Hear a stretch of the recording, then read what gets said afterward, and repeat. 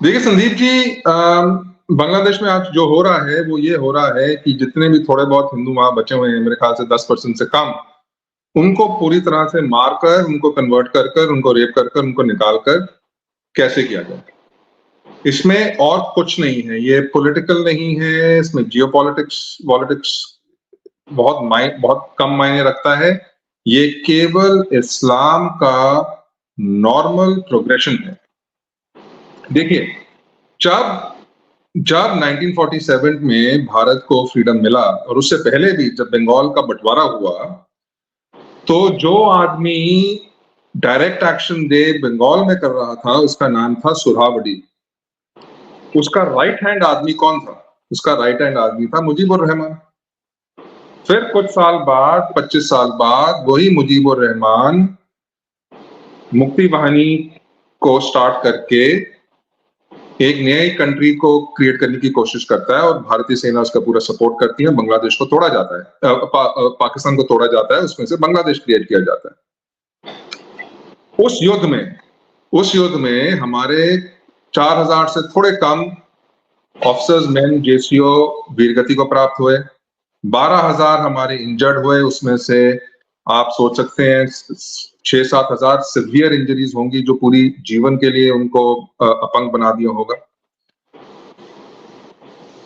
30 लाख लोगों का मर्डर हुआ था और उससे कहीं ज्यादा रेप्स हुए थे। इन 30 लाख लोगों में से 25 लाख हिंदू थे। इसीलिए 1971 का युद्ध हुआ था। युद्ध के बाद क्या हुआ?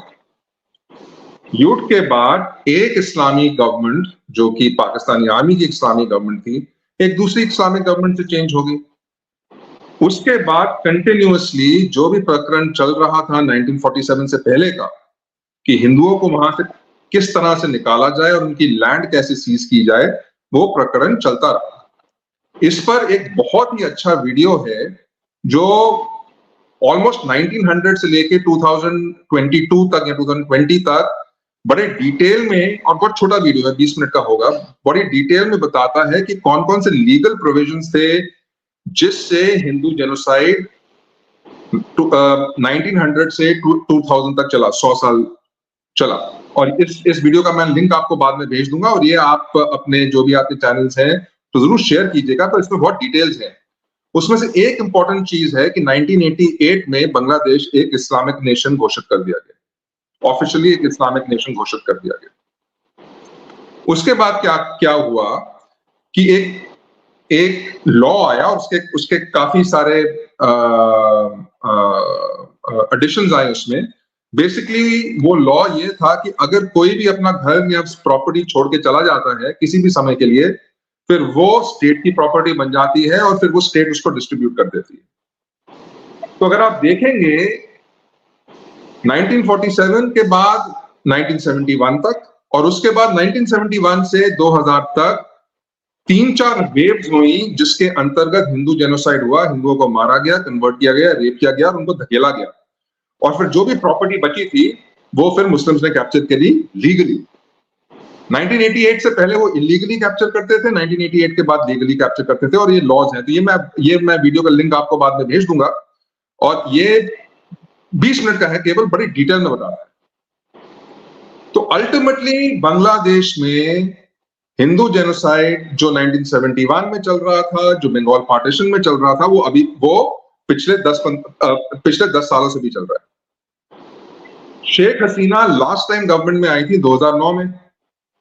2009 से आज तक 15 साल हो गए, कॉन्स्टेंटली हिंदू जेनोसाइड चल रहा है। अगर आपको याद होगा, आपकी चैनल में और बाकी चैनल में हमने खुद बात की है, जब 2021 में मोदी जी वहां गए थे अप्रैल में, उसके बाद कितना बुरा जेनोसाइड हुआ, कितने मंदिर जला दिए गए थे। आपको याद होगा अभी एक इस्कॉन मंदिर जलाया गया है, मेरे ख्याल से 2 इस्कॉन मंदिर जलाए गए हैं, और भी बहुत मंदिर जलाए गए हैं। उस समय इस्कॉन में घुसकर ब्रह्मचारियों को मारा गया। ये 2021 की बात है, 2021 की बात है। और उस समय जो इस्कॉन के, जो भारत के जो एक मेन प्रवक्ता हैं श्री राधा रमन दास जी, उन्होंने गवर्नमेंट से बात भी की थी और वहां कोई रिएक्शन नहीं हुआ था। बहुत बड़ा इशू बना था, बहुत लोगों को मारा गया था। गवर्नमेंट का क्या रिएक्शन था? गवर्नमेंट का ये रिएक्शन था, ये छोटी-मोटी चीजें तो होती रहती हैं। तो मैं ये दर्शाने की कोशिश कर रहा हूँ कि शेख हसीना हो, खालिदा जिया हो, जमात इस्लामी हो, पाकिस्तानी आर्मी हो या कोई भी हो, उससे हिंदुओं को रत्ती भर भी फर्क नहीं पड़ता, क्योंकि ऑन ग्राउंड एक ही चीज हो रही है, वो है इस्लाम का रिलेंटलेस मार्च।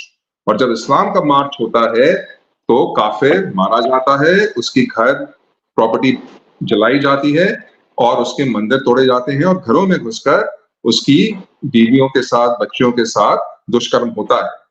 और ये पाकिस्तानी आर्मी ने किया, ये मुजीबुर रहमान ने किया, ये उनकी बेटी शेख हसीना ने किया, उनके ये बांग्लादेशी आर्मी कर रही है और आज ये लोग कर रहे हैं।